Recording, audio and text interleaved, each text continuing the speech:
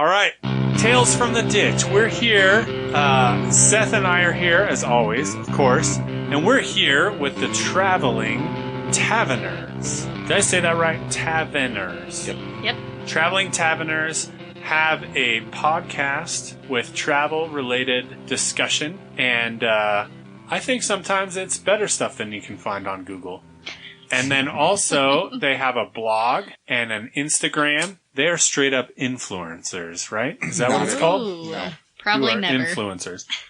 And so, to set the scene, Seth and I have been off for a while. We took a bit of a sabbatical because life. I had an emotional breakdown, That's Seth had a breakdown, landed him in jail. That's still pending. Sad. Allegedly assaults. Depending on who's a rat, that's what's going to determine this. Exactly. We just had a lot of stuff go on, so we don't care. We'll take weeks off. We do what we want. It's not like you're paying us. That's right. It's your podcast. You do what you want. Exactly. If someone was paying us, I would promote things I'm even morally against. I just want... That's true.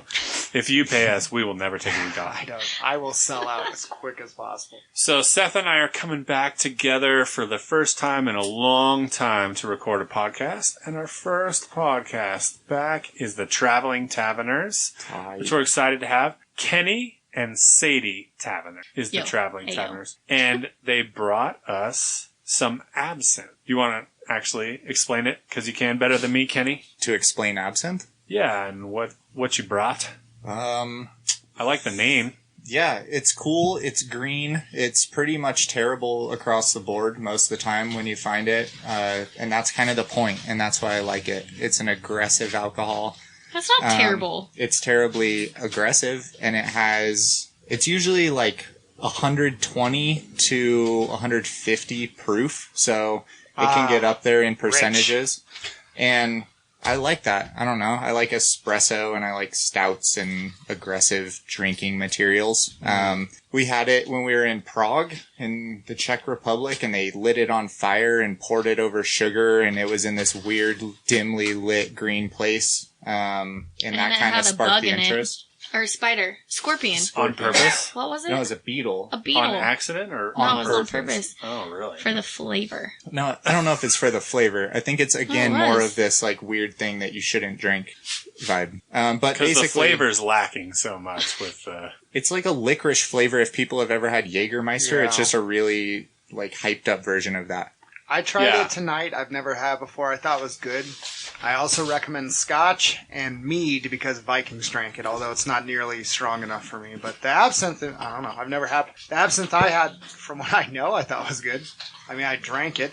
I don't know how my brain's going to be later, but it seemed good. Yeah, I mean... what do you want from me, people? That's all I got. It tastes like if Jägermeister, like, you evaporated half the bottle and then poured gunpowder in it. Tight. See, that's why I like it. Yeah. Yeah, I'm with it. Well, thank you guys for bringing that. What's it called? This one is Mephisto. Mephisto. Mephisto. Lord of the Underworld. Yeah. Where's it from? That's why I like the name. Oh, is that a real thing? Mephisto is a character who's a lord of the underworld, sometimes referred to as a counterpart of Satan. Yeah. Nice. Well, it's bottled from Vienna, Austria. Austria. Sean, you been there? Oh, fine place. Gorgeous. Yeah, beautiful. Traveled there. So, all right. Well, it's good to have you guys. Thanks for bringing Mephisto. Oh, how much proof is that one? 130. So it's 65. Probably shouldn't have had my son chug it. Yeah, he thought it was candy until he drank it. He just wants my love, which is conditional, and I understand. So what's going on with the Taveners? What's up? What is up? Yeah, what is up with us?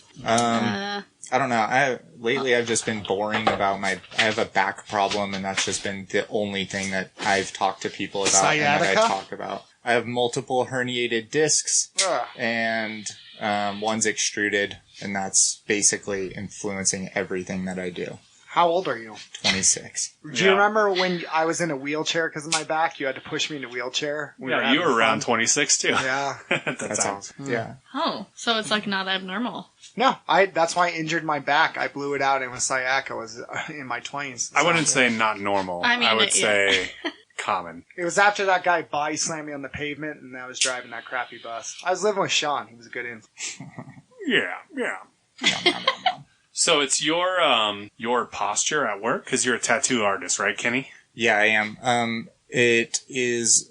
The neurosurgeon said that I have a degenerative disc disease that has basically just slowly reduced it. And yeah, that's pretty much it. I didn't have an aggressive injury or anything like that. It just kind of happened, over time. My posture is terrible. I have like a forward leaning head and I don't know. And I sit all forward and hunched over all day long.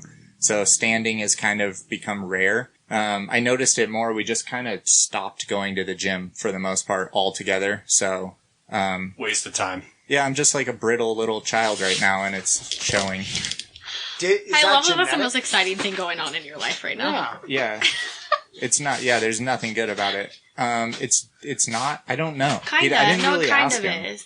Kind of is. No Apparently idea. his mom had a really bad back, too. Yeah, she had terrible knees and back stuff. I don't know. My mom was Irish. I inherited that, so that's going to be terrible later on. No, it's getting me already.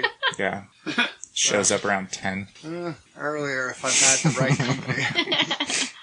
I'm sorry, man. So how many discs is that? 2 or 3 that I messed up, or? 2. Just one is like a standard bulging disc. The other one is what the neurosurgeon said is going to become an arthritic joint. So it just kind of gets locked up. The inside jelly stuff is on its way out, and hopefully my body processes it. He's not going to do surgery on it. The youngest guy he did a back surgery on was 30, so if I clock in at 26, I don't think he wants that on the resume. So he's like, no, I'm not doing that. Hopefully your body helps itself. Have fun living with the pain of it. And yeah, it's just gonna kinda become one fused, like 2 vertebrae kind of fused by that disc. This podcast is now about backs. This is the back so podcast. boring. I want you to call in with your back problems, and I will give you solutions. If it's sciatica, I actually know some physical therapy. Sean went to college for many years. Yeah. I actually went to college for 8 years. I went to college for 8 years. And I do not have a degree. Well, that's fine. Yeah, backs are good.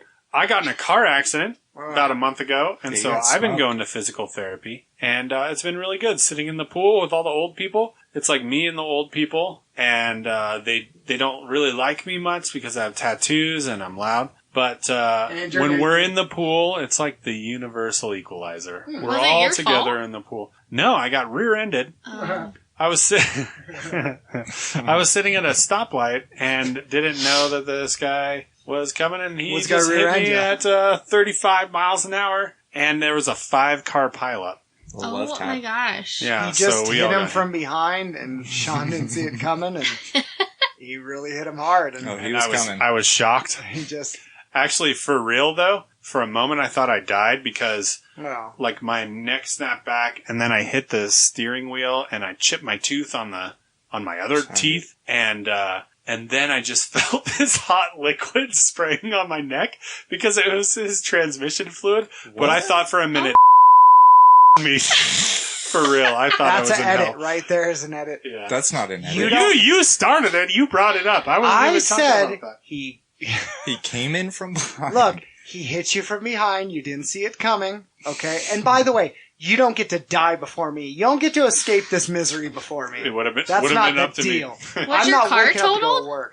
My car was technically totaled according to the insurance company, but drove away fine. He had no barely problems. any damage. The other guy was spent. Yeah, from the other ramming guy into him. The other guy's truck was completely totaled. My truck really didn't. It just broke a bunch of lights, but that's about it. Dang. So I'm really happy with my old 35-year-old steel truck. But the problem is the fact that it's old. It didn't have a lot of value, so the insurance company totaled it. Uh-huh. And then this isn't an interesting story for the podcast, but basically I argued with the insurance company because the thing about insurance companies is that they're liars. And what they do is they lie. They say, oh yeah, we're going to total this car, so we're going to give you a check for $600 and you got to go to DMV, blah, blah, blah, or we're going to take your car. And I was just like, what if you didn't do that? And they were like, no, we got a Nevada state law. Don't look at me. Don't look at me, sir. This is Nevada state law. I can't help it. I thought this is America. I thought this is America. And I go, no, dude, your guy hit me. It wasn't my fault. I didn't do anything. Your guy hit me, so you're going to make it right. And they go, sir, there's only so much I can do, blah, blah, blah, blah, blah. I go, call me again, and we'll try again tomorrow. And I just kept having to argue with the guy, argue with the guy. And then I got to check. Everyone knows it's a long, hard process. Do you remember when I got hit? I got a free rental car for like a month that was nicer than my car. And they're like, your car's ready, but your rental car is still... Yeah. They're like, you still have it for 5 more days. I'm all, I can't pick it up for 5 more days. Exactly. But so you railed against the process. It was long and hard. Like it was a tough process. It came out of nowhere. Like, wasn't expecting it. Penis. I was sitting, minding my business. Yeah, so that was it. Anyways, the whole point of this is that, honestly, aquarobics, or whatever you call it, is so good for your back. If Andrew Yang was president, you'd have $1,000 right now to spend. That is true. That is very true. Them Yang bucks. I want to get that Yang in office. We don't even see the world the same. I just want his money. Yeah, no, I don't care what he does. I just want to not work anymore. I would take his money. Never mind. Anyways. I was going to say something bad. What's been going on with you, Seth? We've all shared. Well, how honest do you want me to be, Sean, about things going on? Wait, can I share something after you that doesn't have to do with Kenny's back? I want Sadie to share something first, so that I can think about how emotional I want to be. I'm saying that's like the least, like, it is important going on. That is going on in our life, but that has like also everything else is going on in our life besides his back. Oh, do share? Okay. Please share. Well, I was gonna say, we're leaving in like 3.5 weeks for Egypt. So that's what's going on in our life. Gorgeous. Yes. Egypt? Yes. I've heard the way that never mind. Sorry. Go ahead. You're forcing it now. Just let it happen. That's probably the most exciting thing going on in our life. But also, I'm running the women's conference. That's going on. Yeah. At our church, at Livingstone Sparks Church, you are running a conference that's for women only. Yep, you're not invited. I'm not able to go. Nope. Oh, I'm sorry. No, can I interrupt you? Yeah, go for it. I just came from a men's conference at the same church. Uh-huh. And this church in Sparks, Nevada, combined with Carson City, Nevada, and South Reno, Nevada. And I spent a lot of time with our fan club. Seth? What? A lot of people, especially from Carson, they would come up and they'd be like, hey, man, I listen to you all the time, and I'm a big fan. And Seth, he's not that great, but I really listen for you. And I signed their Bibles. And I had an entourage all weekend. It was great. So shout out Aaron and Jonathan and Matt. What spot do you sign? I did it over the last page of Revelation. Nice. Where it says anyone who adds to this book, that's where I sign. That's tight. I like that. Well, I have a question with that. So, Taveners, you've been all over. Why would you come on this podcast? Second question. Why do they listen to this podcast, those people you just mentioned? Because, really, I mean, I don't listen to this podcast. Do you listen to every episode? Only editing it. You don't? So you skip a lot. See? Why? This hasn't made sense to me for 60 episodes. Are we at 60? I'm kind of zoned out the last 20. I actually don't know. We're at something like that. Nice. Because I think it's super interesting that, like, I love podcasts. I listen to podcasts literally all day, every day. Like, I don't listen to music really at all. I just listen to podcasts. And I listen to, like, a lot of true crime podcasts and, I don't know, like a lot of really just random stuff. But I just think it's really interesting to hear other people's perspectives on anything. Like, is really cool. Because I think it opens up, like, you don't really necessarily get to talk to people all the time about, like, deep issues, or even if it's not deep, like, just certain things that you can, I think it's cool to learn other people's perspectives on things, whether it's, like, you know, talking about church stuff, or talking about crime, or talking about, like, traveling, or whatever. Yeah. I think it's cool to, like, get to know people kind of throughout what they believe in, and what they think about the world, and all that kind of stuff. That's my opinion. Yeah, I agree. I'm going to start a podcast with Jess. You do it. Wandering Wild Shoots. We're just going to do shrooms and get lost at Walmart. That'll be Sounds us amazing. arguing That's and so getting cute. lost. Actually, I would love That's it. our new hashtag. Every podcast is me. No, I said we don't need that toilet paper. It'll be like 2 hours of that, and then me crying at the end. That would be amazing. I think we'll get 10 subscribers. I'm with you, though. I don't understand why people listen to our podcast at all. You do things with your life. We don't do anything here. You do things with your No, life. it's the same thing, though. I don't feel like we're doing something. We're going and traveling, but it doesn't feel like anything. I don't know. Maybe it's because it's normal for us, but it doesn't feel too important. It feels like, yeah, we're doing something, and it's a very selfish endeavor. We're going to do something for ourselves, and then we come back, and Sadie loves taking it. She makes traveling way more fun for herself by writing blogs about it, by trying to do a podcast about it, and so on and so forth. So whenever, like, if Sean's like, oh yeah, you guys have a blog, or you guys have an Instagram, or you guys have a podcast, I'm like, I show up for 14 seconds of that, and then one out. Flesh, baby. There you go. That is I'm true. gonna milk that till the end. Yeah. But I get it the same way. I'm like, I don't know. But you've gone places that not a lot of people have gone. True. Which is, and people want to hear about that. Well, and it's fun too. Like we have a lot of people who have listened to our podcast who are like, I've never heard Kenny talk so much ever. Yeah. And you're like, or for me, that's really cool because that's like the side of him that I always get to see. Yeah. And so a lot of people, like a lot of our close friends and stuff, obviously get to see that. But for the most part, he's like pretty introverted. Like Good for you. He's like, you know, when he gets behind a mic, it's really fun because it's just him and I like talking about random things. And so it's fun because he actually, like, he doesn't have to talk to an audience necessarily. You know, we always say he's talking to the silver microphone and people are like, oh my gosh, like you actually have a personality. And I'm like, yeah, Rare, that's the guy rare. I get to see all the time. So it's fun because they want to hear his side of things. So in some senses, like our podcast is definitely not just me. The blog is for sure me. What made you guys want to do this of like, hey, we're going to travel cool spots, do this? What made you guys want? That was mainly, Sadie had always wanted to go to Europe, and I was always super frustrated at the idea of going to Europe and that whole... Yeah. Like, it seemed kind of like a cliche thing to do. We were in college at the time and had no money. Like, no money at all. And she kept bringing it up, and I was like, all right, fine. You know what? If we're going to do it, let's do it tomorrow. Let's go to the airport. We're just going to go. We're going to go to Europe. We're going to full send on this. Spend all the money. If it's that important, let's do it. I don't really care about much else otherwise. Like, we might as well, you know, exhaust the resources and go do the thing that you want to do.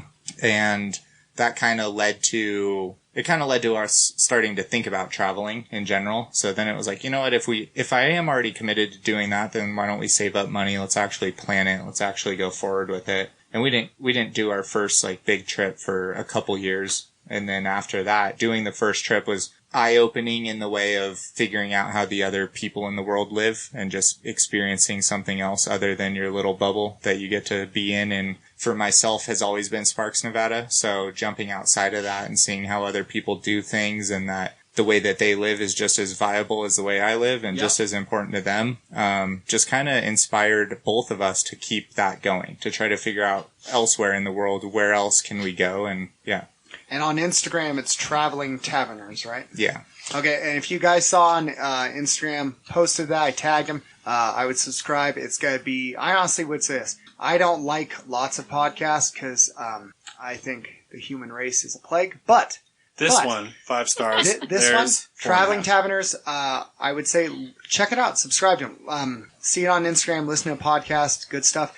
And here's the thing, it's beneficial to see the world where it's okay if people don't think like you. It's okay if people don't look like you. You're going to be surprised of, wow, there's still common denominators. And I follow your guys' page. Just go on there, give them a click. And honestly, here's the thing. What are you really doing with your life? You're listening to Tales from the Ditch. It takes 2 minutes. You click follow. Are you really like, oh no, this is going to take away from my stockbroker job? I would say... Listen, Dale, we know you don't work there. It's garbage.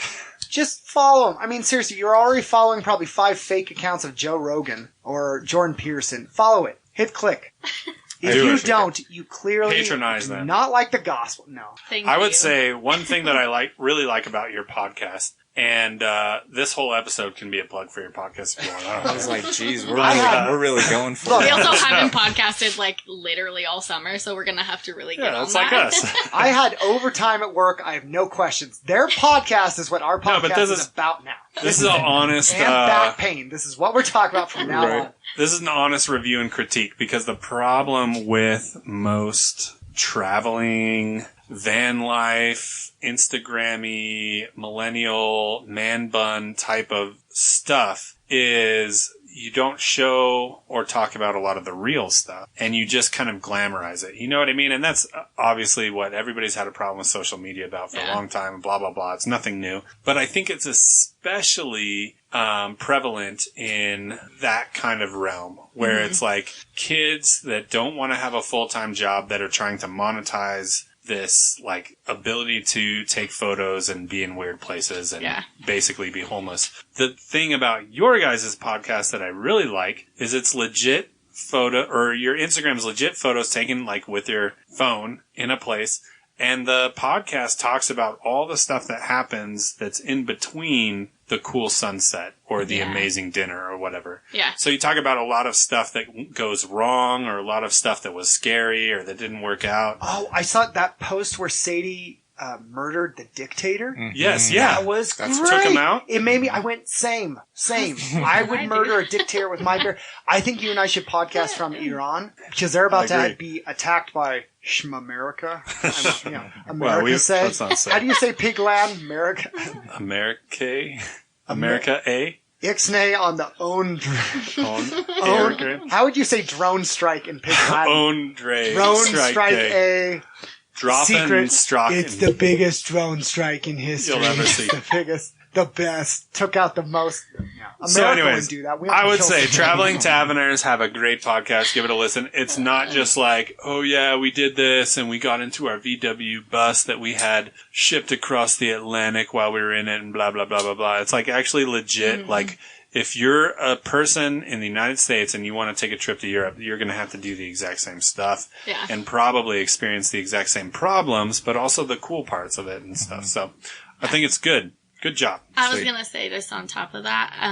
I think it's super unrealistic. Like, I know a lot of people our age are like, we're just going to sell everything and move across to Europe. And like, I follow travel bloggers that are like that, where they've like been able to make that happen and stuff. But, one of the things that I feel like promote or want to promote maybe is that the fact of like real travel and real life. Like, we've chosen to make our home in Sparks, Nevada, and that was something like on our first Europe trip. The reason why, cause I think it's super easy to fall into that. Like, oh, I'm just going to move across the world and it's going to be like, you know, rainbows and butterflies and whatever. And fixes all your problems. Like, and like when we went on that first Europe trip, for me, I came home and I was like, I hate Reno. I don't want to be here. I want to live that like fantasy life. And I feel like over the last few years, like God has really shown me a love for Sparks. And so for me, that like traveling the world was really cool because I got to see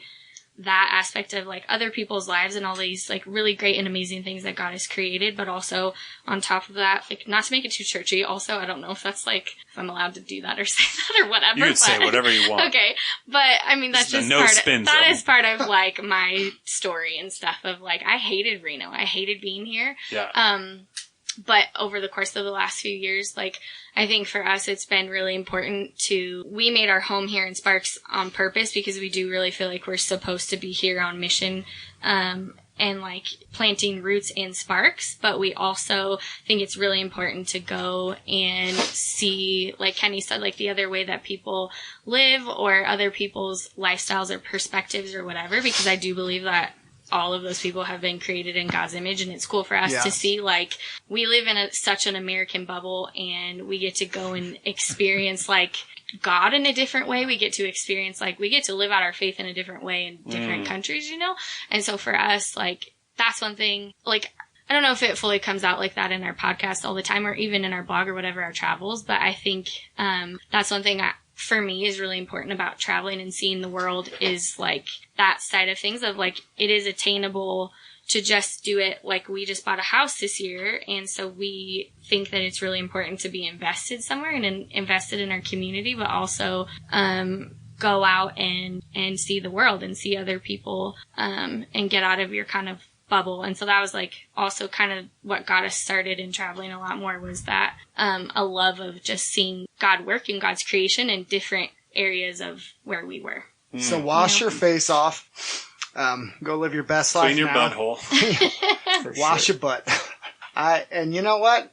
I agree. It's just best life now, and I'm Live, trying to laugh, think of love. be missional. Hashtag blessed. Don't waste your life. So, I have a question. Hate charismatics. I don't know. What's MacArthur's hashtag? Hate charismatics. It's a strange fire.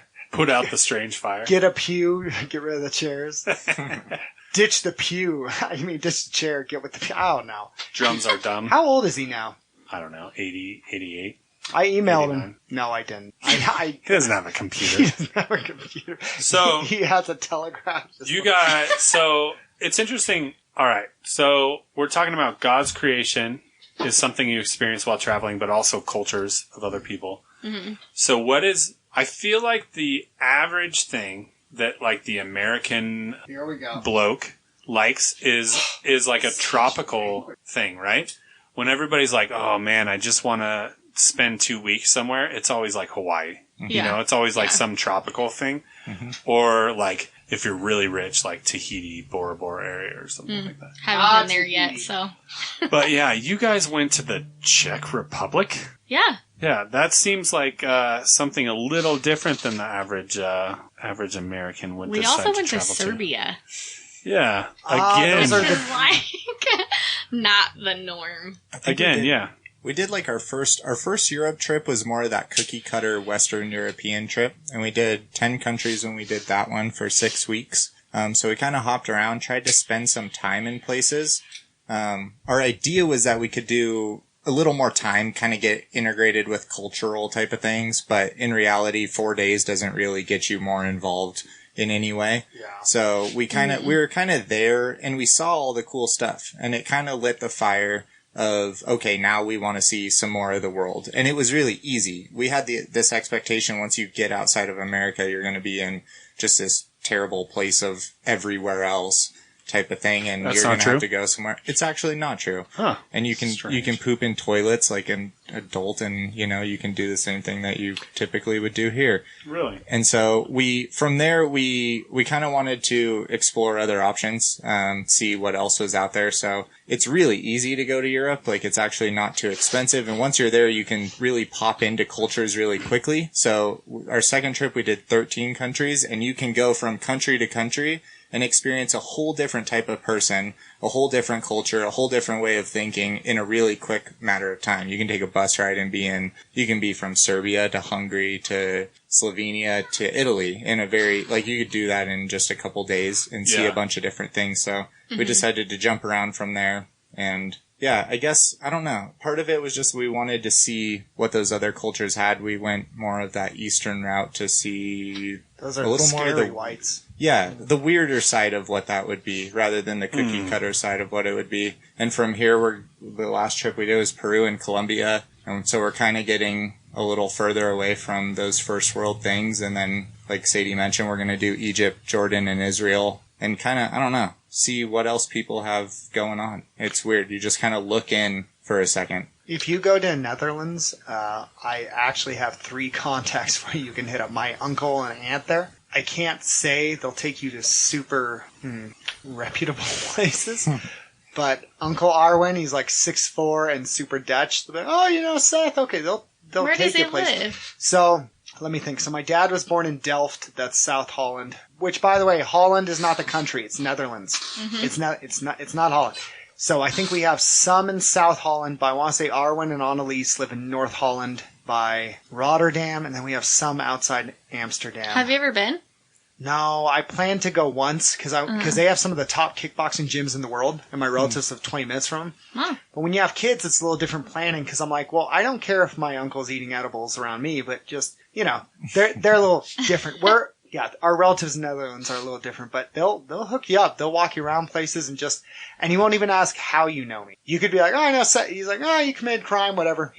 They're super easygoing. We're the uptight relatives in America. That would have been nice to know. Funny. We have actually been to Amsterdam. Are you serious? I'm the only one who hasn't gone to Netherlands. I will say, though, I don't know that I would go back to Amsterdam itself, but I would love, we stayed in Haarlem, which is where, the Corrie ten Boom stuff happened, and so we saw, the hiding place and all that stuff, but, then we took a bus from, Amsterdam to Berlin, I think, and that countryside, I would love to go back and do, literally anything outside of Amsterdam. Like, I don't think that Amsterdam, See all the in dikes. my opinion, is worth visiting. Germany, you can't miss. Nothing's ever gone wrong there. It's my dad It's left. one of the best countries, though. Yeah, that border, My no dad, problems. My there dad ever. left the Netherlands after 40s. Now something happened, but Yeah, I won't spoil the story, but Don't the give out. episode that you guys talk about when you're in, I believe, Amsterdam, and you have a space cake is pretty, Oh, gosh, yeah. pretty amazing. That was a really hard episode for... Are you asking for the story? That's my favorite. No.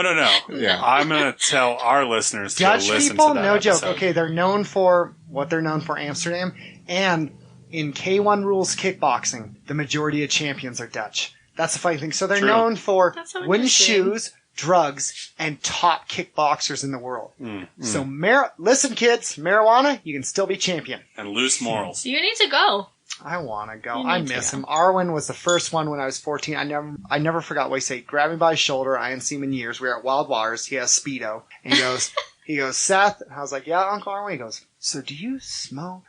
And I'm like, well, and I lied. I was like, John Mulaney, like a liar. I was like, no. He goes, okay. And I looked at his eyes. I was like, did you smoke on the way here? Because he was walking around Wild Waters. Like, I saw water. I think he saw a different universe because he was walking Oh, around with yeah. this confidence. Like, he just won at the Golden Globes. He's walking around. He's like, oh, yeah. And then I said, we're leaving. He goes, cool. I'm like, I'm the kid. Why am I telling everyone when we're leaving?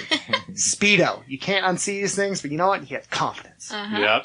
He's like 6'5" and pale as the moon. We get Pale as the moon. sunburnt when we look at the moon. Dutch people just, Yeah, it's rough. yeah. What's your guys' I'm a little take on Dutch. all the travel stuff? Have you ever wanted to travel? I have. You have? I don't know about Sean. Hates first. I've been to China and Thailand, the Middle East, Canada, where Sean Gosbrand is, terrorist, Mexico. My brother went to Japan, Thailand, Australia, and my dad met my mom when she was on a mission trip. She was on a mission trip in France, but went to Germany just for a day and met my dad there when he was on a military base. He ignored her, like you do. So romantic. And they met again. Here's the funny thing. So he ignores her. She's like, all right, he's not into me. Later, she's at Chico, I think it was Chico or Fresno State. I can't remember because she decided not to go one. She gets asked out on a date by this guy, shows up, and his roommate's there, not him. And he says, oh, he got hurt, like he broke his leg or something. So, sorry, he should have told you the day's canceled. His roommate is my dad. And he goes, wait, did I meet you in Germany? What? And she goes, yeah. And they go on a date and then they get married. What? And then my wife's mom and dad got married on a military base in Germany, and she was from Korea. So in my family, my kids both have a grandparent who immigrated here, and both have a grandparent that's German and Irish. So my mom's more German and Irish than my dad's 100% Dutch, and then my wife, her dad is German and Irish, and her mom is 100% Korean. So they both have an immigrant on one side, That's and they so both have a cool. German and Irish person on one side, and they both met on got married at military bases or met on military bases in Germany. So my wife was born in Germany, then lived in Texas, moved to Nevada, and met me after praying for me many years. And she didn't know who I was. She was just praying for me in her prayer journal. Nice. So, but that, So military It's- involvement in other countries is valuable. it seems that's a theme with America. Military involvement in countries. We're That's like, we'll how just love put- starts, though. That's how I love. think We're it's like, the main matchmaker. Yeah, exactly. it's like we're just gonna bring democracy. We don't need. No, we'll bring democracy. They're like, We'll no, just do that's- it. We'll just. You'll it's thank okay. us later. You'll thank us later.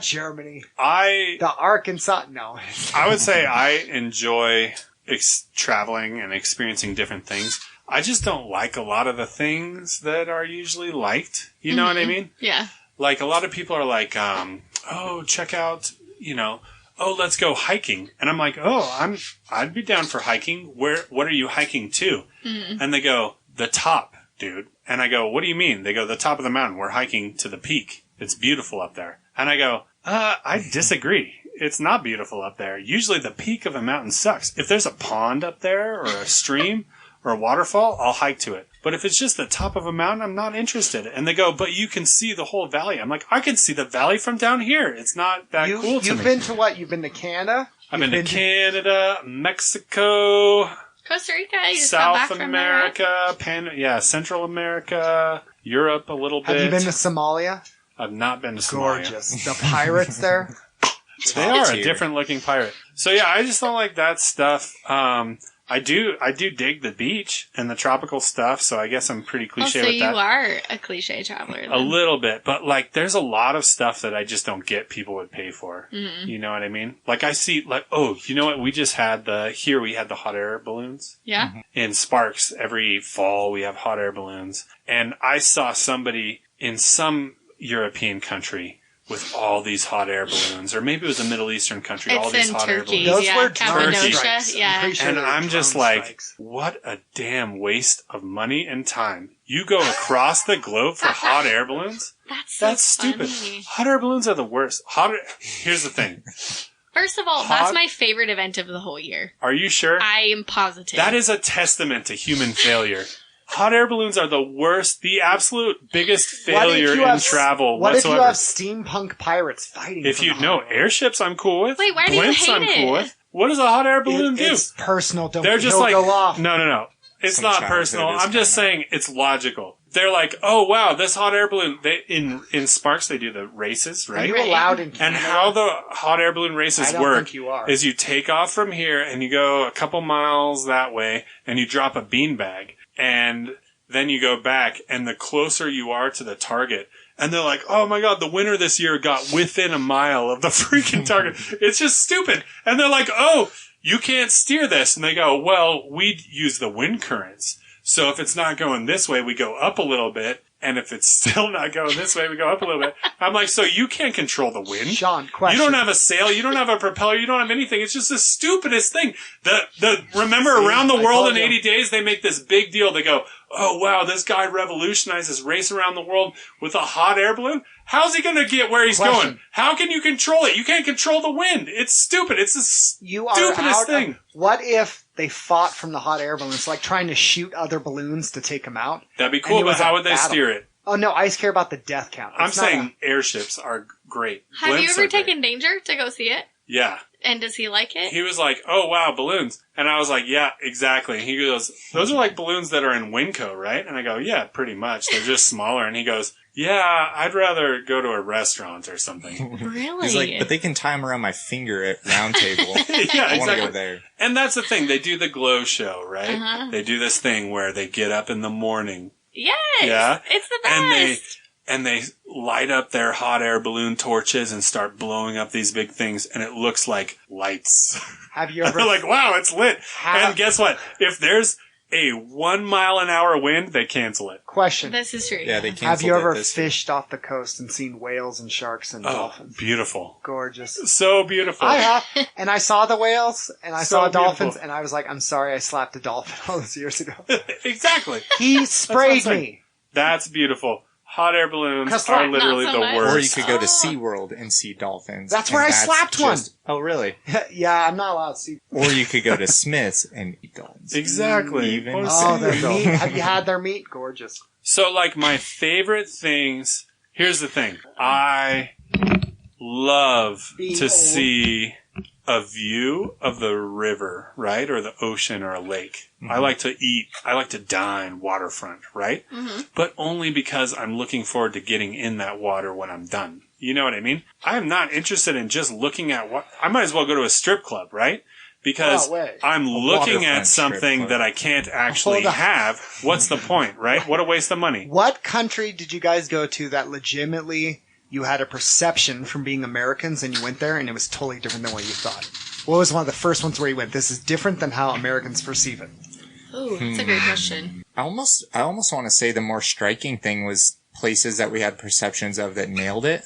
Like, Italy was kind of like that. Yeah. Where it was like a lot of greasy dudes, like hanging out of windows and like a lot of little, what are those called? What are the shutters? Like shutters open and clothes hanging from things like that. Keep it down there. I was like, no. I'm trying to see. Yeah, I was like, this isn't real. There's no way that there's this much pizza here and all that type of stuff. That was almost more shocking. I don't know which one was the opposite. Can you think of one? Most places live up to the hype. Like, a lot of stereotypes really are true. Actually, and this is going to be not too on board, but Paris, I would say you hear a lot of trash about it. Like, that it's bad and that a lot of people don't like you and all that type of stuff. And if you try to speak French, they're not going to like you because you suck at it.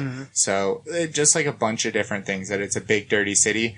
We loved Paris. Like, we had a really good time. Okay. So, and everyone I talked to that's been there was really bummed about it. They had a bad time. In general, we stay super introverted. We stay in like the corner of restaurants. We're not the loud, crazy Americans. And I think therefore we get along really well everywhere. Cause so you're not dicks. We're not, we try not to be dicks. So we just kind of stay low key and just kind of absorb and witness. Cause the reason I asked, I want to hear your point on this is when I went to Thailand, I was told, oh, they're not a first world country. I go there.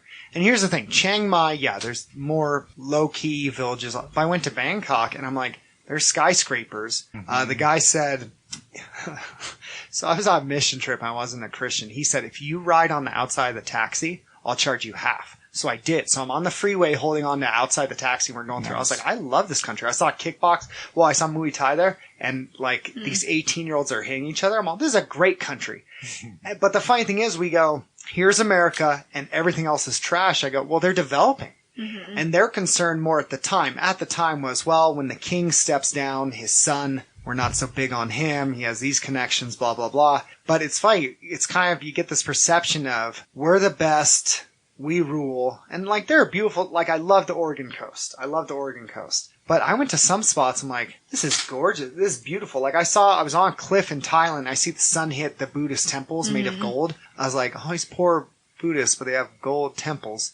But I remember thinking, like, this place is amazing. It made me think of God. That was where I first went, okay, because I was a theist I believed in a God. But I went, well, shoot, maybe, because you know the tribe that Rambo defends in his movie? Yeah. That's a real tribe, the Karen tribe. We were in the refugee camp on the border with them. And they were talking about, they said, yeah, we were Christian. They've slaughtered us. They've killed family members. And they're like, but you know, you need to love your enemies. And I'm going, what? And then there was one 8-year-old, I remember, I said, what do you want to be when you grow up? He says, I want to get old enough so I can go back and kill the people who killed my mom and dad. I'm like, well, I wanted to play soccer, but that's cool. And I had my crappy dove tattoo that got covered up.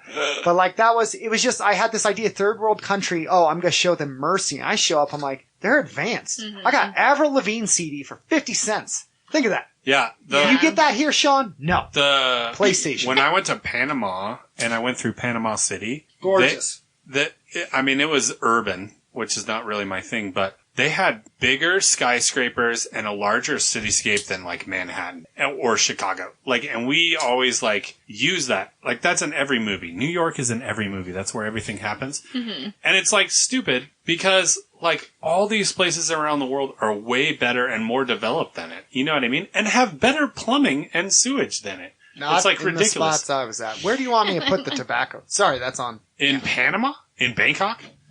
No, dude, could you the hand New me that York pot plumbing right there? is pretty sad. I'm just gonna say. That's another thing. I have no interest in New York. New York, as far as I'm concerned, could just burn. I don't care. Really? I don't like it. I don't like Manhattan. I don't like Brooklyn. Have you been I don't there? like Jay-Z. Have you been there?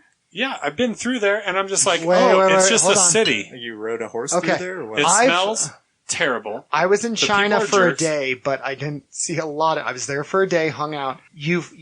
Did you walk around in New York? I've been through Manhattan. How? You did not. You didn't walk around, did you? What did I miss? Did you? Okay. Let me So say that. much. No, What I did just want miss? to know. much. No. No, The 'cause- bridge. Looking at the Brooklyn Bridge, seeing that place where everybody records music videos. I'm not it's saying not you. that cool. I'm not saying you missed anything. I'm saying, did you spend a day walking around? I just want to know what we're talking about. Or did you? No, I didn't spend a day walking around. So you saw nothing, but you hate that area. I was willing to spend a day walking around, but it didn't interest me. I would honestly rather walk around You like Caddyshack. Delaware. You like Caddyshack. You think New York? It insists. New York It insists upon itself. Well, it's supposed to insist upon itself. Yeah, something. No, like that's. Anyways, sorry, Sadie. What's the most interesting country? I know. I was gonna try to defend New York against whatever. Oh, you you were can saying. if you want. defend it. Boston, suck it. New York. She's into There are different- hardcore Oh, no, bands. I disagree with you Oh, crap. wholeheartedly about that. Yeah, There are- Boston at least has cobblestone Boston roads Boston and is where old you got architecture. insulted. They called you a word that I'm not going to I know. say because I don't hate gays like you do. I But know, but I love the people there. Boston hardcore bands have tons of albums named "Screw New York," "Burn New York." Yeah. I think Boston's better I've than New danced York. to some of those I agree songs. with you. Boston's like my favorite city in the entire world. Oh, really? Well, no, Boston and Florence. They're Ah, like competing, you know? Gorgeous. Because Canada. if I had to move anywhere in the U.S., it would be Boston. If I chose like a Really? city, Wow. Boston over New York. Although I will say New York has like an air and a magic about it that I like way better than San Fran or something like that. But I don't know. Back to your points of just like small town stuff, or like we're not really big city people. I would say like we don't Yeah. love. That's not like totally our zone. But I was just thinking about this when you guys were talking just about like, when we were in Colombia, which we haven't actually podcasted any of this stuff when we were in Peru or Colombia, but when we were, kind of towards the tail end of our trip, we flew into Bogota, and then we stayed in like a lot of little small towns in Colombia. And, although they weren't advanced or necessarily like quote unquote first world or whatever, some of like the best people that we met and like the funnest experiences that we had were in little tiny towns that just had like their own thing going on, you know, and they had like plumbing and they had like, I don't know, like first world stuff, I guess. But, one of my favorite experiences was when we were riding this like bus that was, full of cocaine. no, it was like a, Definitely potentially. we were riding Most basically up through this like mountaintop is basically what happened. We like kind of got on this thing and we were like drove around all these villages and we were going from one small town to the next small town, and it was like 3 hours long, and we literally were just on like a bumpy road throughout the mountains, and we came across this town that was just at the very top of this mountain, and there was like a soccer game going on, and I ran out because I like had to pee so bad, and so I like tapped the bus driver and I was like, please don't leave without me, but like can you please stop here, I have to use the bathroom. Yeah. And so all the windows were rolled down in the bus, and it was super hot, and it was a super grungy bus, like very, like probably the craziest bus experience, one of the craziest ones we've had. I hop out, and we're literally in the middle of Colombia, like so far out, we have no idea where we're at. No, like we're just like, this is so weird. There's like the soccer game going on, and there's this guy who comes out and he's like, hey, are you guys gonna stay and hang out with us? And I'm like, what? First of all, like, you know such good English.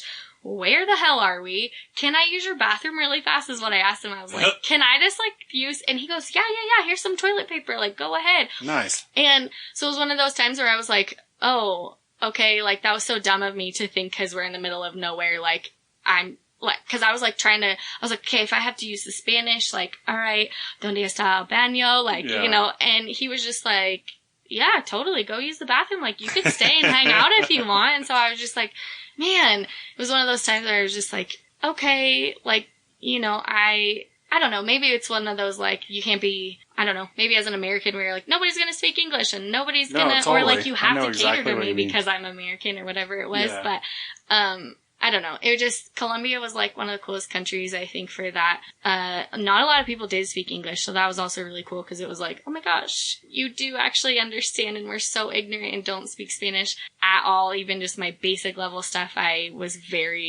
we couldn't get around well at all, but even still, people were so gracious to us and so nice and so cool that it was like, man, this is like, these are the experiences that really mold you and shape you, I think. And so it was cool, like being up in that super random top of the mountain and just being like, Well, that's like, it's one of those shocking things. It's the same thing as you, Sean. If you don't answer how you've been through New York, and I still don't know how you've been through New York, but you still have this perception of New York in a way that's kind of, it's got a negative thing to it. So either way, like the same thing where Sadie's, we're going in these middle villages that are like, when she says small towns, they're not small towns. These have 20 people in them. I have no idea how they made a soccer match out of that game. Right. There's that many people in the village are all playing soccer together and having the greatest time of their life. But it shocks her that, you know, one guy in there speaks fluent English just as well as we do. Sure. Same thing anywhere you travel. And maybe that's what makes travel cool, is that you do have these perceptions that something is, like Seth was asking, you have it that what shocked you? Like what wasn't your expectation? What was your expectation? And anytime you do it, you kind of build your own experience. So if you say that this is going to be terrible or that I'm not going to like this, you're going to build that kind of into how you do it. And maybe that's for life. But if you also say that I'm going to enjoy it and I'm going to really like what we're doing here, you might do the same thing. And the cool part about trying to visit everywhere, I'm not stoked to go to Egypt really at all. Like, I have not been excited about this. And at the end of our Peru and Colombia trip, we were pretty third world at the end of Colombia. And I was like, dude, I have zero interest in like going and staying in more cement buildings that I just feel sketched out all the time, that my head's always on a swivel or something like that. I'm like, I don't really want to do that again. But because I have that feeling, it's going to probably be awesome. Like, I might actually really enjoy it because I have a different perspective on what this future thing is going to be. Which I think it makes it cool. Like, I'm really excited to go on the trips that we're going to go on because I don't want to go on them. Right. If that makes sense.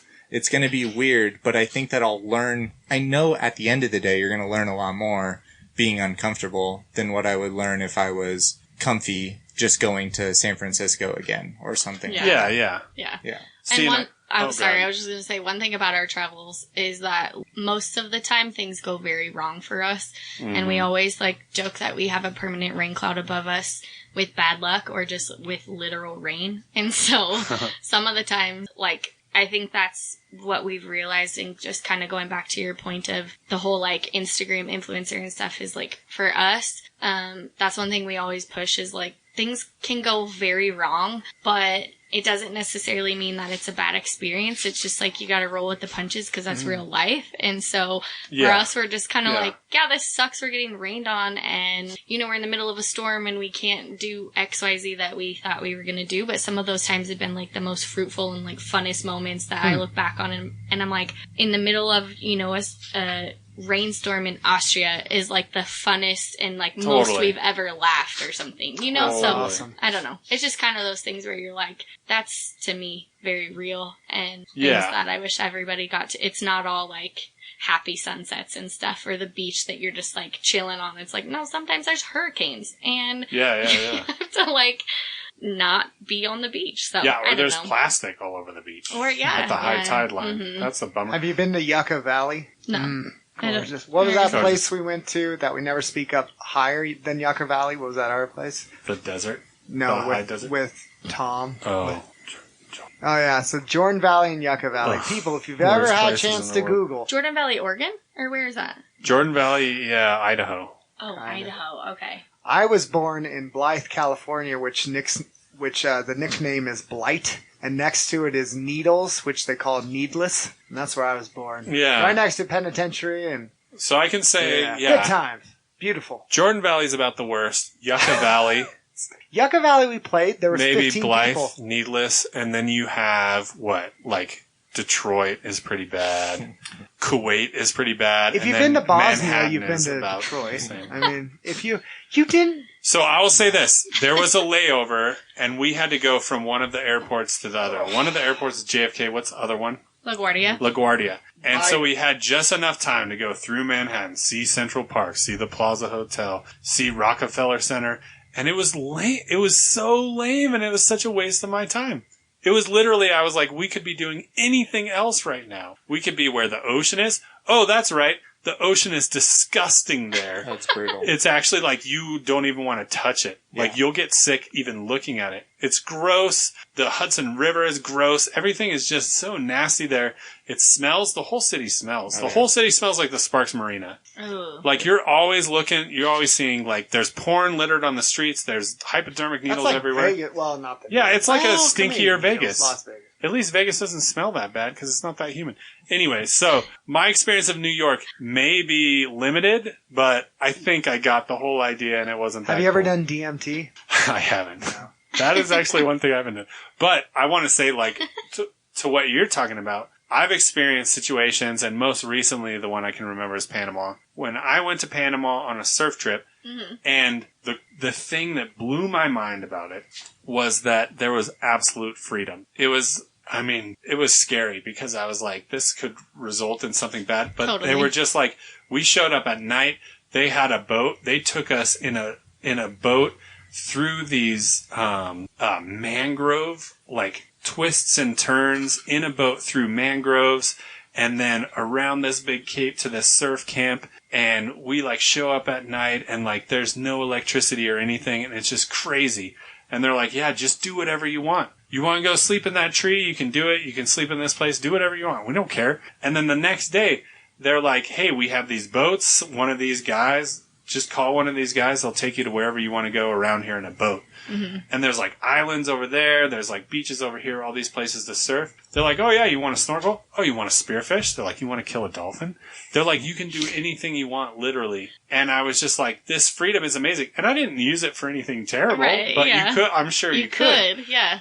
But I was like, hey, I want to go snorkel through this cave when the tide is coming in and it's super dangerous because it's spiky rocks. Mm-hmm. And they're like, yeah, we don't care. Just be careful. And I was able to do it by myself. You know what I mean? We were able to spearfish anything. We were like, what are we not allowed to kill? And they were like, what? Nothing. Yeah, they were like, whatever you want. Anything that you can get, you can get. We were able to eat unlimited coconuts. We were able to climb up the coconut tree, the palm tree, like those kids do that you see. We like tried that and got super hurt. Like all kinds of stuff. It was dangerous, but there was total freedom. Nobody at any point said, you can't do that. Mm-hmm. If you go to Hawaii and you go, hey, I want to swim past the buoys, they're like, nope. Sorry, you're going to have to stay on this side and blah, blah, blah, blah, blah. If you go to like a Disney resort or something, they're not going to let you do whatever you want. You can't poop in the pool. You can't do anything. In Panama, literally, you could poop anywhere you wanted. Right on the beach. You could. I did. And it was fantastic. And like, so I think that's something that I really like about travel, some exotic places. Whether it's Panama or Antarctica, I just love that freedom of Is not it being because told you what to hate do. all systems and authority? I hate authority, but here's the thing. I've never actually been able to do that. And you know this. We always tested the boundaries. We would be like, well, can I do this? Oh, can I drive my car? This is BLM land, right? And they're like, yeah. And we go, so can I start a fire? And they go, well, no. But in Panama, I'd be like, can I start a fire? And they're like, we don't care. Do whatever you want. I was like, can I burn that guy's house down? They're like, who are we to stop you? And I love that. The authority brings in the oppressiveness, I guess, where you have, like, in general, you have a lot of safety in the Americas with national parks and things like that. You go get to see these beautiful things in Yosemite, but every 15 feet there's going to be a park ranger telling you, don't do that, don't step this way, don't do this. And then you go to Peru and you're in the Sacred Valley, not in necessarily Machu Picchu, but you're in these Inca ruins that are like pretty much the top tier ruins that you can see in the world. Yeah. And nobody's around. And we were scared that we were going to be stuck in the middle of this 7-mile hike or something with nobody around. And they were like, good luck. If you chose to do that, go do it, stupid, you know? And that's kind of cool because that freedom has that freedom to it. Totally. And then you can totally die and they don't care who you are. I love it. Wasn't that Amazon on fire recently, though? Yeah. So, does that always work out? Because it seems like the Amazon was on fire recently. Oh, yeah. So guess how that works? Americans? Money and Americans, yeah. So was it Americans? I thought it was like the government. There. The local government installed by the United States of America during several 50s and 60s insurrections. But the thing is, like when there's money involved, that's when I think it gets bad. Mm-hmm. And it would be the same. If I had a ton of money, if I had a ton of Balboas down in Panama, I'd be like, could I kill a man? You know what I mean? Can I just like watch the life go out of a man's eyes? That's their currency. Balboas. It's about like Rocky Balboa. Exactly. So it's actually like the conquistador that destroyed the culture. I'm trying to think how to phrase this. Well, I'm not on staff. But that's a lot of Balboas. On a scale of 1 to Ted Kennedy, how many people did you kill with a car? That's the thing. That's an edit, right? Is there, what possibly. I'm saying, yeah. If I had a car, I could have. And that's not good because I would have had money. But when you're going there and trying to do it for as cheap as possible because you have a family that's pissed that you're gone, like you just experience the freedom without the corruption of money. And it's a beautiful thing. And if you go to a lot of those places, the first interesting thing I ever experienced of being like, oh, dang, that's wild. We were on a cruise ship and we get stopped off in one of the weirdest places. Like, it wasn't the weirdest place or anything, but in Belize, we got dropped off and we had to take we were going on this cave rafting deal. But the drive was like an hour and a half of a bus ride outside of their little city. So we get dropped off at the port and we're heading out of the little city and everyone is pumped.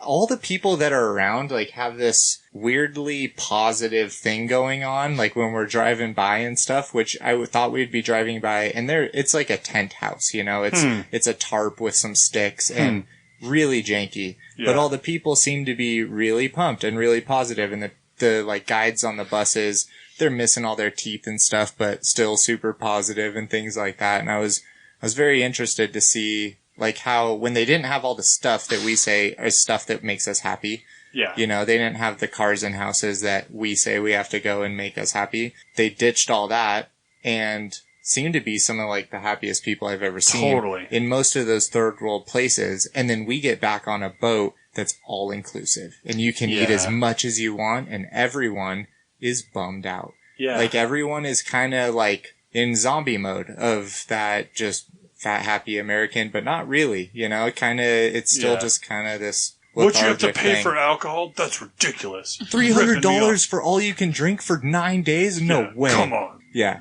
These guys are like, you've had $300 before? That's wild. Yeah. Do you know what I could do with that? Totally. Not drink for 6 days or whatever. Totally. Yeah. It was just a weird perspective to have. Like, they have that freedom. They can do whatever they want. They do have the happiness, but in contrary, they don't have what we think makes us happy.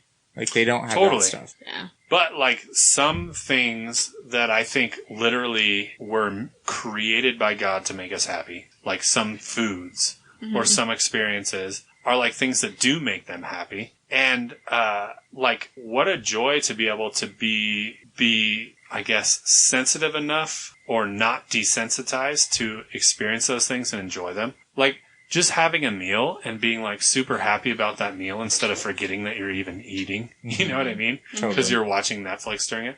This one time, so when I was in Guatemala one time, you guys know what a torta is? Yeah. It's like a sandwich. Yeah. Right? It's like a Mexican sandwich. They're great. They're so good, right? So good. So in Guatemala, everything's different. And I'm familiar with Mexican food, you know, or maybe El Salvadorian food.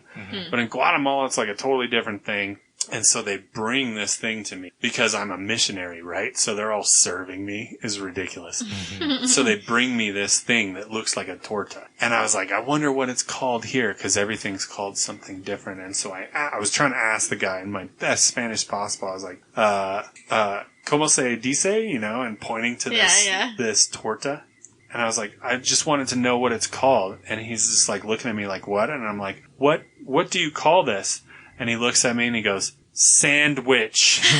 That's what I was thinking. And I was like, stupid gringo. I'm an That's idiot. Funny. Yeah, and that's like that thing is they're like, yeah, we don't have a special cultural fancy name for it. It's just a sandwich. Just a sandwich. But it's delicious. And it's like way better than a muttered sandwich. cracker under his breath while walking I know, away. exactly. You pasty-faced fish Dusty, belly, white. cracker honky. Yeah. And everywhere you travel, you're going to find restaurants with hamburgers, spaghetti, sandwiches. I have McDonald's in all Thailand, And that's all they've got. They're like, we know that the Americans love that hamburger. They love the spaghetti, and that's all we're going to serve. Pretty strange.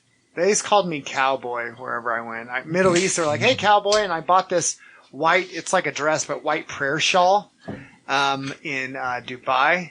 And I will eat bacon and chips while I'm wearing it. My son sits on it because he says it's cozy and he'll lay on it. And it disturbs my wife a little because it looks like I'm in a cult. Why were you in Dubai? Well, so Pastor Craig had got himself into a pickle. They had me and two guys go kind of as like background security, technically, but we didn't tell everyone there. We said, this guy and Seth are going to help with childcare while you guys can have like a couples retreat and have these breakout sessions and devotionals.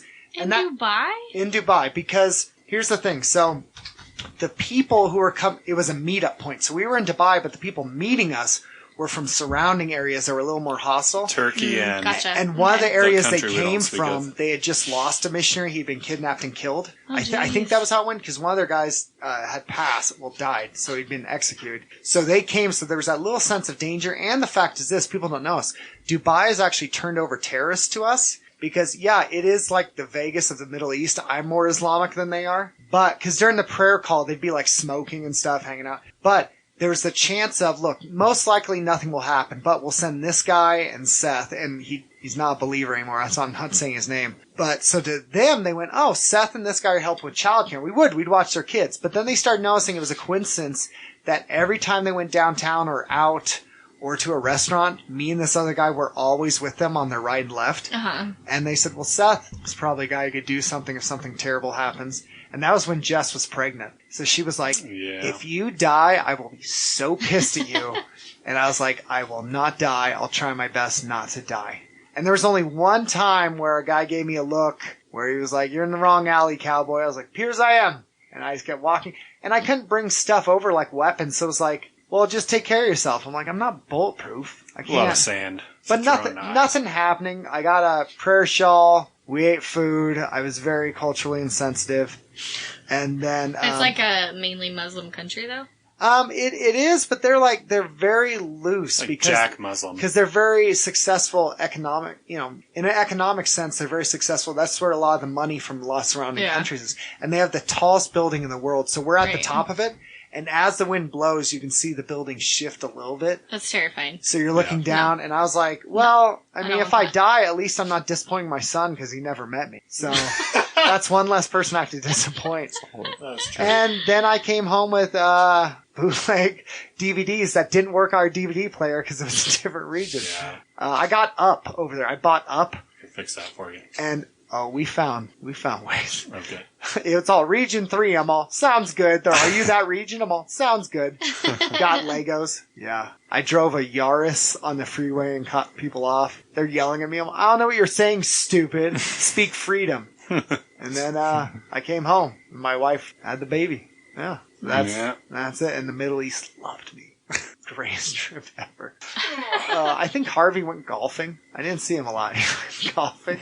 But he talked to them. He had stuff to do. I broke something in the person's house who was saying that. Backed the car up into part of their garage because I was stressed about being a dad. Oh, God. My gosh. I'm going through things right now. I can't focus on driving. Like, I was cutting people off. Oh, gosh. American. Jeez. Well, guys, you're going to Egypt, Israel, Egypt. and Jordan? I was just about to say that actually, the one thing that's like, I'm trying to research a lot right now is how to be culturally appropriate in Egypt. Well, basically in the Middle East. For a woman. A lot of because like Egypt is a 99% Muslim country. Mm-hmm.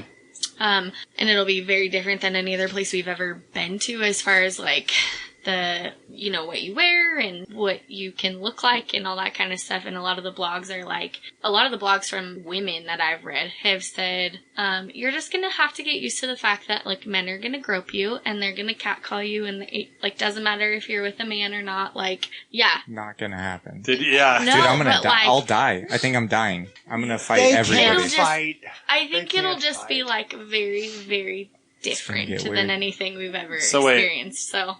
They just said, like, hey, men be can used just to being... grope women yeah, in like Egypt? legit. Dude, I'm gonna kill so many people. Is that okay? Apparently, yes. I don't know if that's just only in Cairo or what, but like, I'm not kidding. Pastor, like, peace be with you. So many blogs that women have written that I've been reading about, like what you wear and all this stuff is like, doesn't really matter. Like you literally just have to get used to that like, you're gonna feel uncomfortable. You're gonna have all of these bad experiences.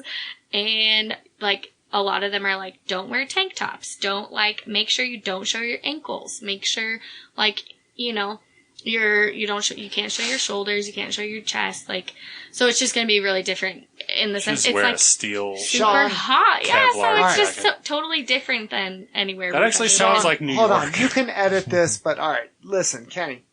that. Listen. Thank you. All right. Sean, you want to list all the current Egyptian UFC champs or current because here's the thing, even those pansies who do suicide kills, do you know some of them do drugs, methamphetamines before they do suicide bombings? Because they don't have the balls to even kill themselves not being on drugs. They cannot fight. Their fighting styles garbage. You want to know why? Most of the fighting styles come from the West or some parts of like Asia, and that's infidel styles. They can't fight. You never see man, those martial arts. And you know what? The martial arts out of those countries, if they train, it's at other countries. They can't fight.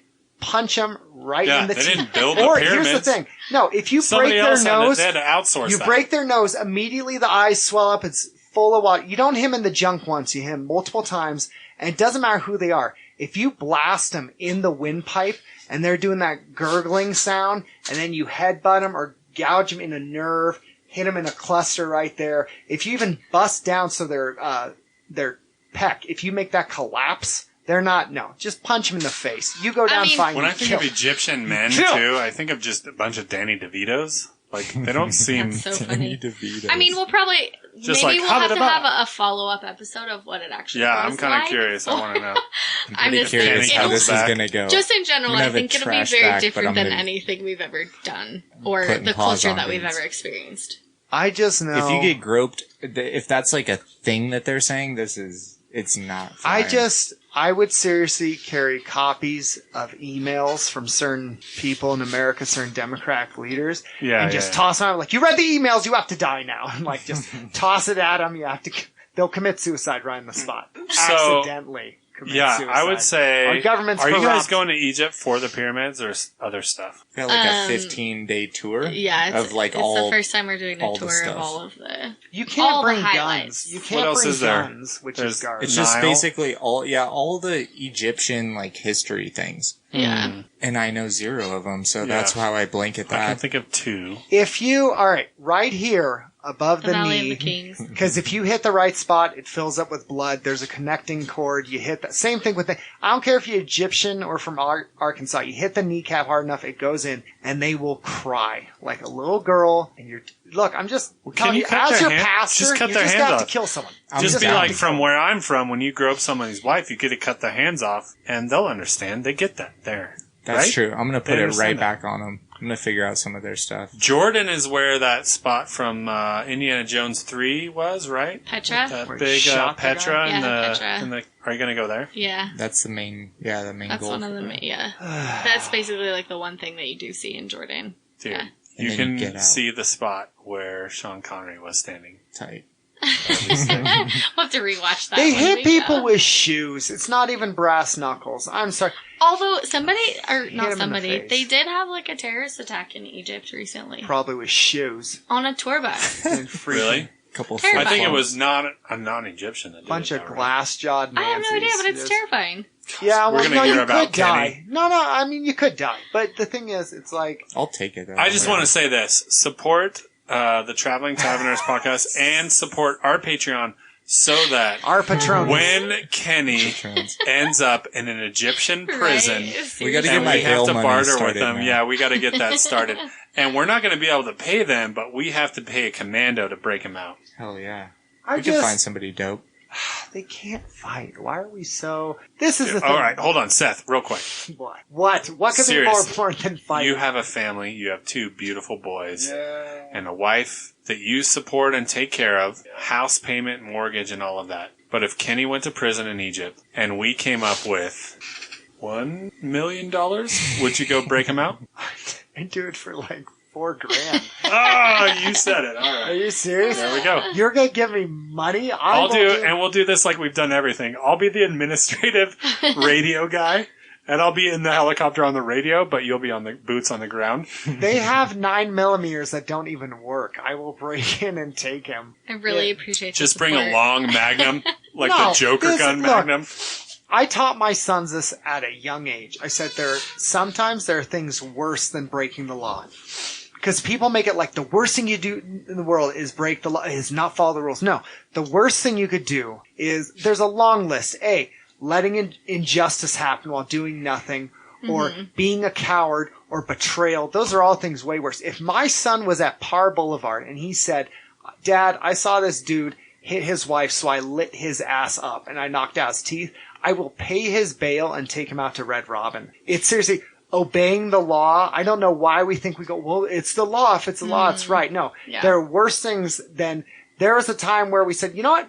Blacks aren't human. That's obeying the law. In the Constitution, it called Native Americans savages. So no, there are worse things than not obeying the law. Way worse things, and that's injustice. So the fact, if he socks a guy, I not only will promote it in a sermon, I am down to attack. And what are they going to do? If we really believe what we believe, so I got a new heaven, new earth? Oh no. I can't go on my transportation job now. Right. I know. What are you going to threaten me job. with? They're like, best. they'll be like, you will be tortured with unspeakable. I work in transportation every day. Jobs. You cannot threaten me. Yeah. My dad right now. All right. So, nothing. spoiler, my dad has cancer. And one of the things I thought was interesting was when I talked to him and I said, you know, you could go to these countries where like it's dangerous, where there's like radical Islam. And he says, what are they going to do to me? I'm dying of cancer. What are you going to do? I have cancer. What are they going to threaten me with?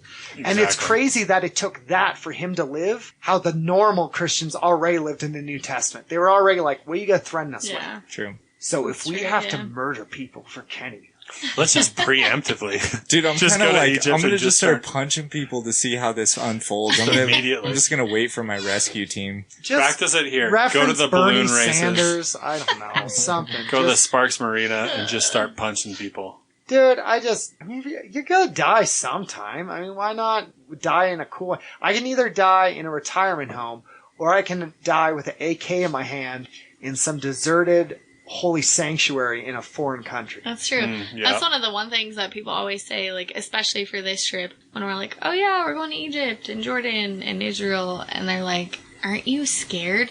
I'm like, well, sometimes if I think about it too hard, like, a little bit, yeah, maybe, like, you know, when you read news headlines, it's like, tour bus that was killed 50 tourists or whatever. It's like, we've always been very firm believers of, like, you can't live your life off of the what ifs, and we know that one day we're gonna die, and we know where we're going, and so sometimes it's like, you really have to, I guess, practice what you preach in that way, where you're like, obviously I don't want to die at 25, but if I do, like, I'm not really all that scared of it. I want to have a kid. Yeah. Maybe a couple. Like, you know. I'm ready. But, but like, if you die, it's not the worst thing in the world. And, like, hopefully we go doing something that we love like that. So they have the same genetic makeup, Kenny, which means if I put a bullet in the head and the heart, they go down like anyone else. Now, if they're on PCP, I fought guys on PCP before. Different story. So if they're on PCP, man, you just have to lop off their head. Because honestly, I had a guy, PCP, no, this is true. I'm just saying. It's just I don't know. Guy with PCP, I knocked out his 2 front teeth and he laughed at me. He spit the teeth back at me. He didn't care. Because he was like, what are you going to do? So if they're not on PCP, you go balls to the wall. Even when they're on PCP, if you could get a headlock and you could cut off blood flow, they'll still go down. They will bite you. I'm telling you, listen, there's no... It's all about the headlock. If you have to fight a bear, headlock. The only rules in fighting is what is physically possible. Alright, perfect example. If I'm on the street and some guy calls me something, I don't care. Whatever. But if they threaten my 2 little boys and my wife, there is no such thing as cheap, dirty. The only restrictions I have is physics. And I mean it. If I can get close enough to rip out their windpipe with my teeth, they're dead. You will not touch my little boys or wife. I will slam your face through the earth. I will. It does it's not just matter. It's just part of their it's culture, just in the man. Bible. It's just what they do.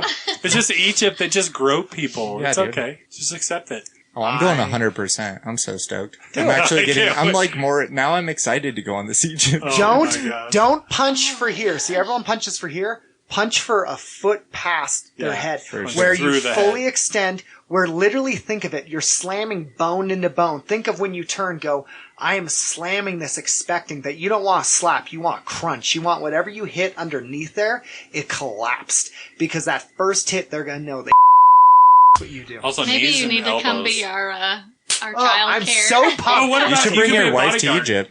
Yeah. No, I want to see him in action.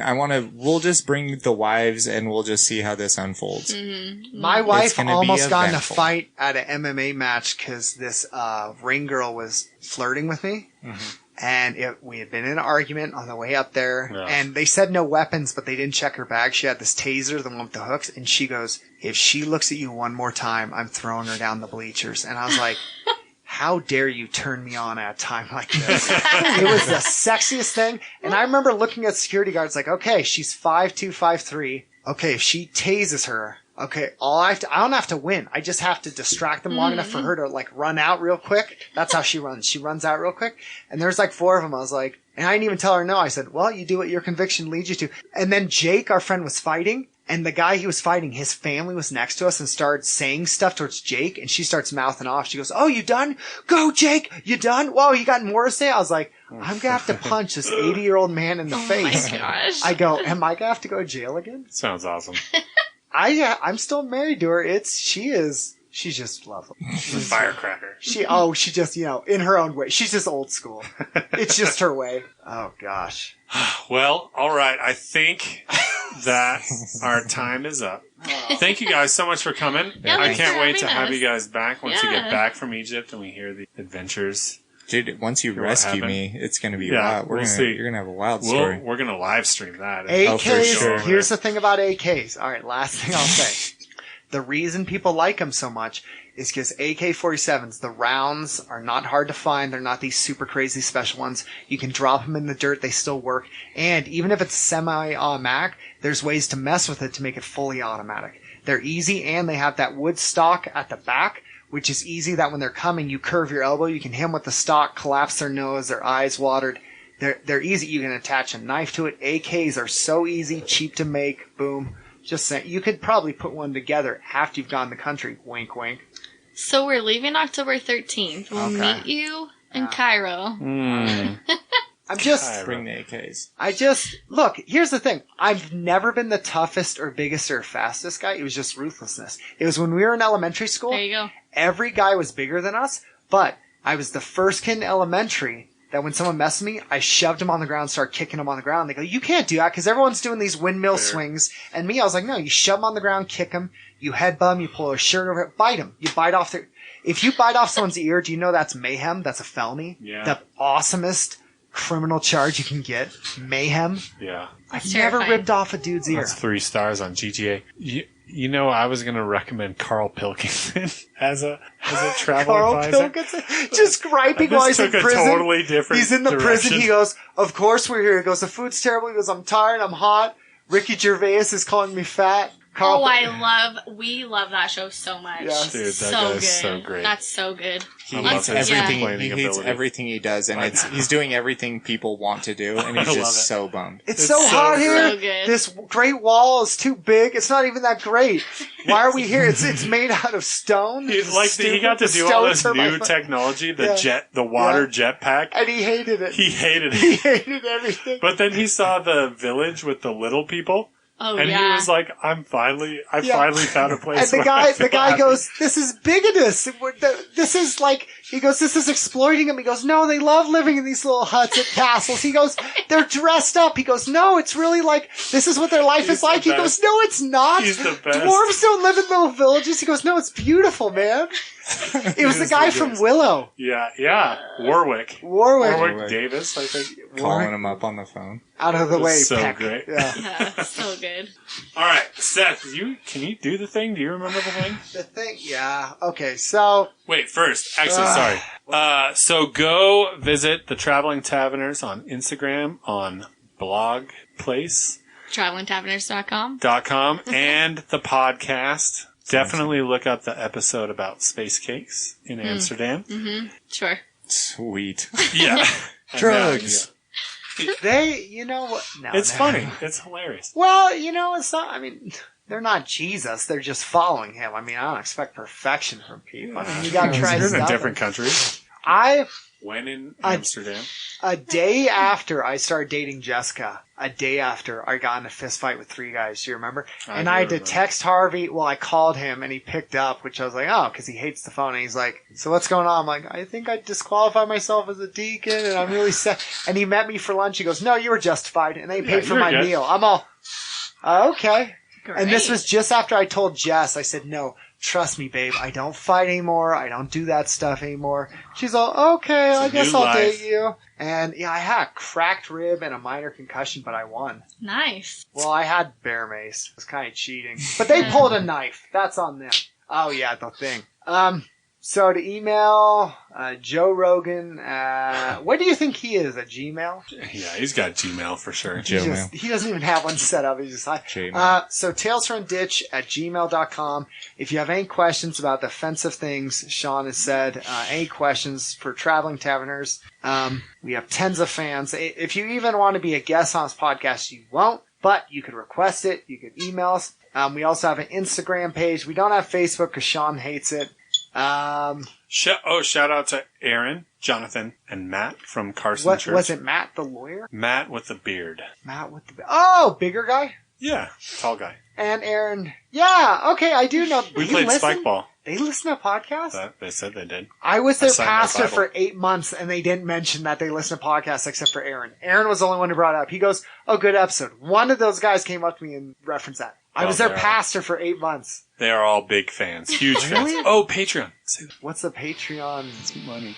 What is it, a website, or what is it? Yeah, Patreon. Patreon.com Go to Patreon. Tales from the Ditch. You guys can visit Tales from the Ditch Patreon. Yeah, what's the URL? That's what it is. Patreon.com/ Tales from the Ditch. Okay. Is it? Yeah.